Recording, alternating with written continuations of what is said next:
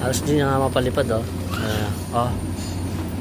Pag mga ganito mga dads, ano ba yung dapat na solusyon? So sa video ito, alamin natin mga dads. Let's go!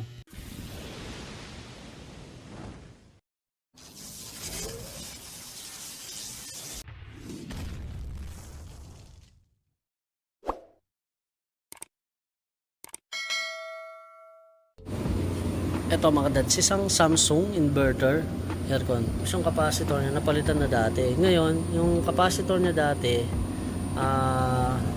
mas mababa daw dito. So tinaasan daw para daw mas lumakas yung hangin niya. What? Ngayon, ang pinakaano kasi dyan mga dads, ayan, tingnan nyo siya dito. Meron tayong papel. Plastic. Papel can. Yan. Ayan. Tingnan nyo yung ano niya mga dads. Kailangan niya ng pera.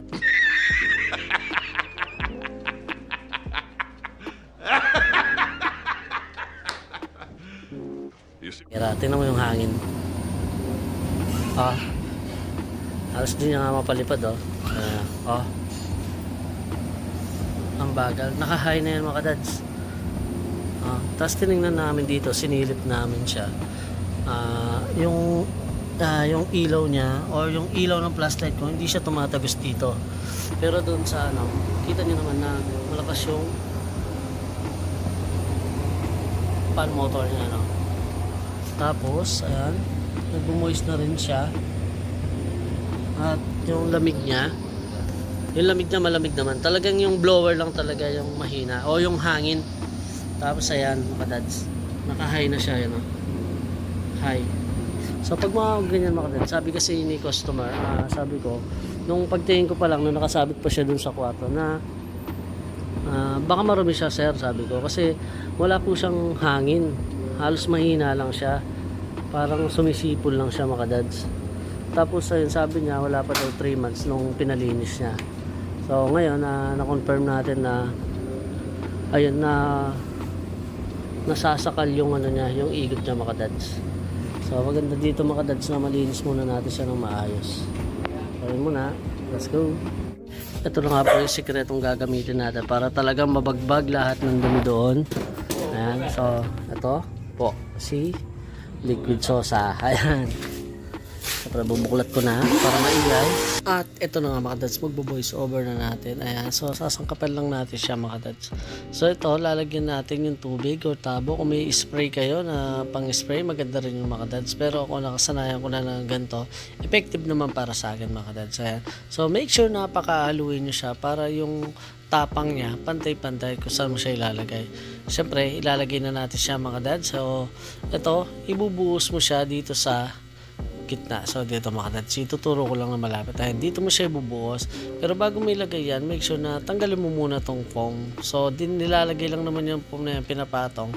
Okay lang naman, basta make sure na ibabalik natin mga dads para yung pinakagitna mabuhusan natin pababa siya. So kahit dito mo lang siya buhusan, dito sa taas okay na siya mga dads. Bababa naman yan, naagos naman. Ayan. So mga dads, mamaya i-share ko kung bakit konti lang yung nilagay natin at konti lang yung share na minix natin na liquid sosa. So yung mga iba mga dads gumagamit ng lye or anything mga dads, pero ito nakasanayan ko na. So para sa akin okay naman siya, effective naman. So nasa pagsangkap lang. Saka make sure na pakabanglawan nyo lang yung aircon mga dads para safe tayo. Let's go! At eto na nga mga dads, at pubusan na natin siya. Pa-power spray na natin siya mga dads. Ang kita nyo naman na bumubula na siya mga dads. Ayan. So kung papansinin nyo, yung aircon natin dito sa harap, hindi naman siya ganun kadumi or hindi naman kakapit o kaitim yung evaporator natin mga dads. Ayan. Kita mo naman na ayan, bumubuga na ng tumatagos na yung tubig natin. Kasi kanina mga dads, hindi tumatagos yung tubig. Hindi ko lang na-video mga dads, pasensya na. At syempre mga dads, bago natin ginawa yan, pinakita natin kay Sir yung difference mula kanina. Nung mahina yung hangin, nung troubleshoot natin, kung ano yung napansin natin. Tapos nung in-spray natin, pansin niya rin na pinakita natin na hindi tumatagos yung tubig sa kabila. Tapos ngayon, nakita niya yung difference na tumatagos na yung tubig. So pag mga ganyan mga dads, gumamit ka ng ito tulad ng ginamit ko, liquid sosa, make sure lang talaga na pakabanglawin nyo. Kasi kapag may naiwan dyan mga kadads, ayun ang mangyayari dyan, babakbakin niya or lulusawin niya yung cooling pin natin mga kadads. Kaya dapat power spray natin na maayos or pakabanglawan natin. Ay mga kadads, so tumatagos na. Kanina mga kadads, wala talagang tumatagos dyan, napakahina. So make sure lang na pakabanglawin. So yun lamang po paulit-ulit kong pinapaalala kasi napaka importante talaga yun. So tara mga kadads, let's go! Ito pa mga kadads, kung papansinin mo yung evaporator natin na napakalinis yung tingnan.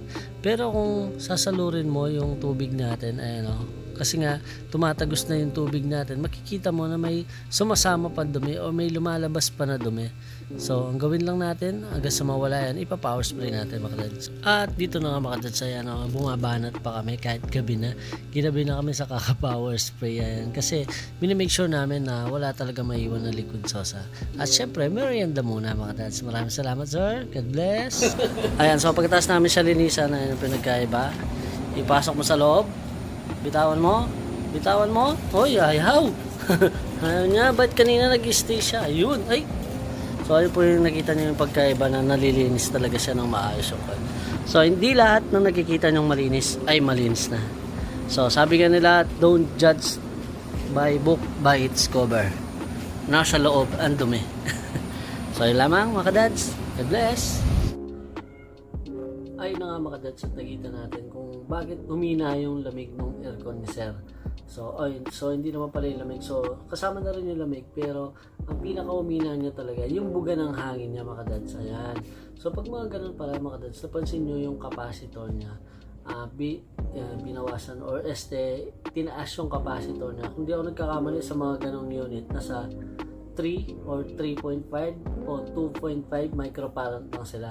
So, ginawa nung dating technician, ginawang 6 microfarad para daw lumakas yung hangin ng air conditioner. So, nung pinaglagay naman yun mga kadads, wala rin nangyari, hindi rin lumakas. So, parang pinadali mo lang yung buhay ng aircon mo. So, pag mga ganun, tinaasan mo yung microfarad, totoo, bibilis yung ikot ng fan motor mo, pero bibilis din ang pagkasira nito mga kadads kasi hindi nakakuma yung winding niya doon sa microfarad, so doon sa speed or power na binibigay ni capacitor mga kadads. So pag mga ganun mga kadads, iwasan natin na magtaas ng microfarad. So ibigay natin yung tamang microfarad na kailangan ng isang aircon natin. Mapa-compressor pa niyan, mga motor o fan motor or anything mga kadads, lalo sa mga electric fan natin. Kadalasan sa mga electric fan, yung standard 1.5 microfarad. So yun lang mga kadads, sana may natutunan kayo sa video nito. So see you in my next video. God bless!